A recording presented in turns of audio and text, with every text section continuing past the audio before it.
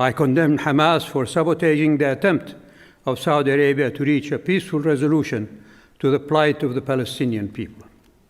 But equally, I condemn Israel's indiscriminate bombing of Palestinian innocent civilians in Gaza and the attempt to forcibly drive them into Sinai. I condemn Israeli targeted killing and the indiscriminate arrest of Palestinian children, women, and men in the West Bank. Two wrongs don't make a right. There are no heroes in these conflicts, only victims.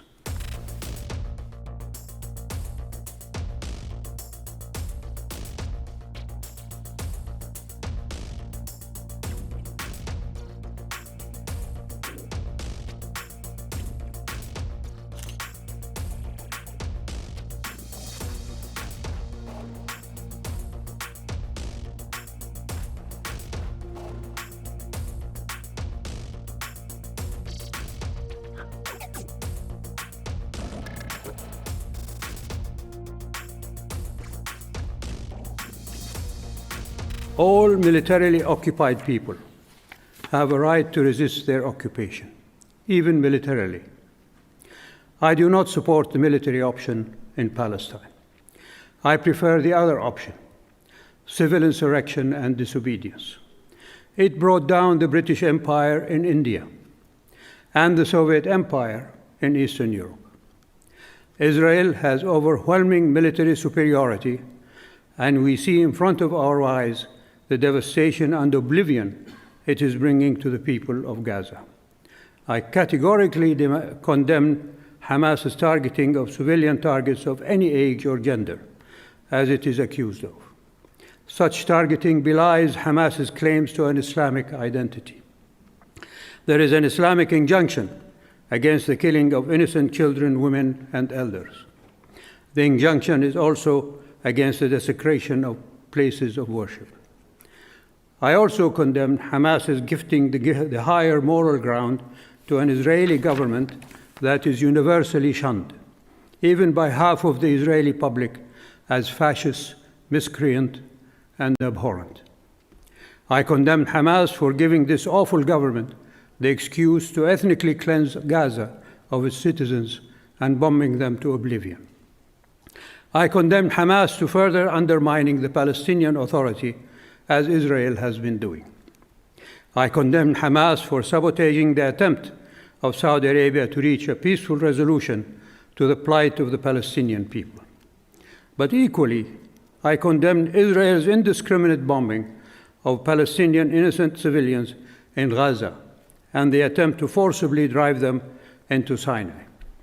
I condemn Israeli targeted killing and the indiscriminate arrest of Palestinian children, women, and men in the West Bank. Two wrongs don't make a right. I've been hearing a repeated phrase in American media, unprovoked attack. What more provocation is required to make it provoked than what Israel has done to the Palestinian people for 3/4 of a century? I refer you to the article in the Middle East Monitor of February 17, 2014, under the title, Israeli Army Veterans Admit Role in Massacre of Palestinians in 1948. Read it and weep, as I did. Just this year, from May to July, over 450 Palestinians were killed, including 67 children. This bloodletting must stop. I condemn Israel's stealing of Palestinian lands. I condemn Israeli colonists for rampaging through houses of worship in the Aqsa Mosque in Jerusalem. I condemn Israel for destroying Palestinian homes and olive orchards. I condemn Israel for incarcerating Palestinian women, children, and men in concentration camps without recourse to due process. I condemn Israel's targeted killings and assassinations of Palestinians. I condemn Israel for funneling guttery money to Hamas, the terrorist group as defined by Israel. I condemn Western politicians for shedding tears when Israelis are killed by Palestinians, but refuse to even express sorrow when Israelis kill Palestinians. There are no heroes in these conflicts, only victims. Ladies and gentlemen, the Arab Peace Initiative is the only viable alternative to this bloodbath. Israel should seize it with all that it can muster of political, economic, and military might. Similar to America's Vietnam debacle, Israel just suffered its own Tet Offensive, the North Vietnamese, only to be upended by the North Vietnamese Tet Offensive that led to Johnson's not running again and Westmoreland's resignation. Whether Netanyahu will resign, we'll have to wait and see. Thank you for listening to me.